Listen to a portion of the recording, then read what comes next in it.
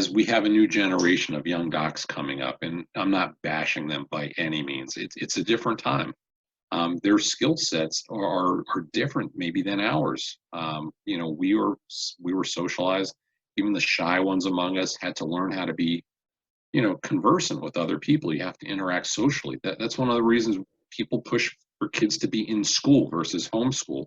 It's the socialization process. It's so important. But we're losing some of this, I fear. And with that comes that ability to recognize, you know, signals from somebody, or, how we interpret things. So do you all see, you know, as medicine continues to evolve, the technologies that we have, again, whether it's computer, whether it's, telemedicine even, are we going to lose some more of our, skill set in a sense because of that inability to communicate?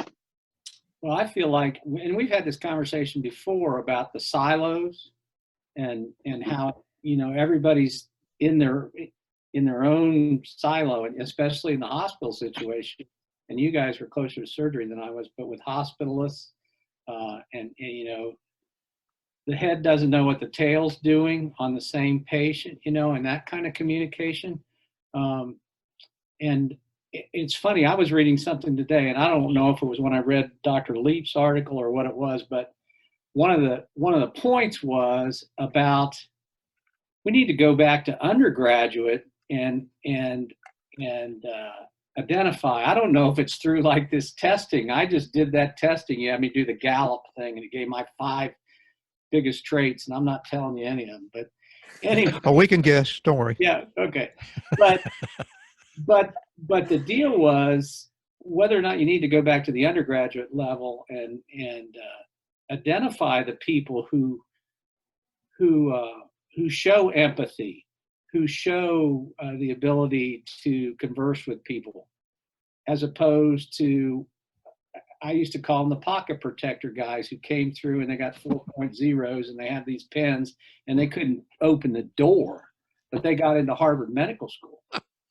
And I'm going, you know, I think you got to go back and start there. I think you could work on the communication level starting right at the beginning. Oh man, they're definitely that first day of school. I remember walking and looking around the room and saying, man, that guy better not be anywhere near patients.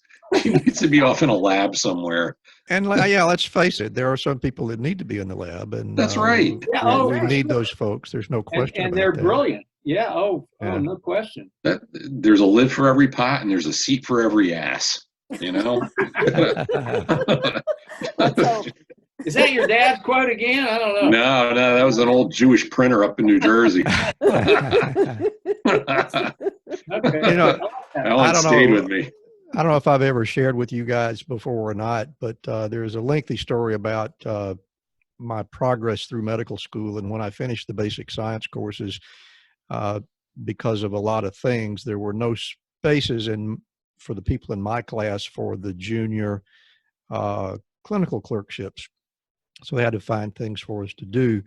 And I actually went off to a totally different city about 100 miles up the road, and was one of the very first medical students to show up at a new medical school. They sent like 8 or 10 of us up there, I think. And it was going to be the University of Alabama Huntsville School of Primary Medical Care. And the person who was there as the person who was sent to establish this medical school was a guy named Dr. Gail Stevens, who ultimately would be instrumental in establishing family practice as a recognized medical specialty. And those 2 months that I spent there did more for me to learn better respect for how to communicate to patients, and much more importantly, how to listen to patients and watch their body language and understand the nonverbal cues than I got any place else in any of my medical training. It's unquestionably one of the 3 or 4 most important things that happened to me in my medical education.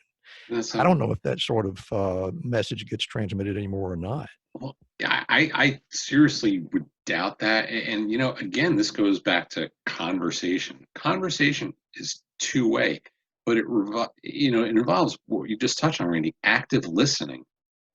A lot of times when we're talking to each other, we're not really listening to the other person. You're already trying to think of what you're going to say to them back in response. Thank you so much for joining us for this discussion today.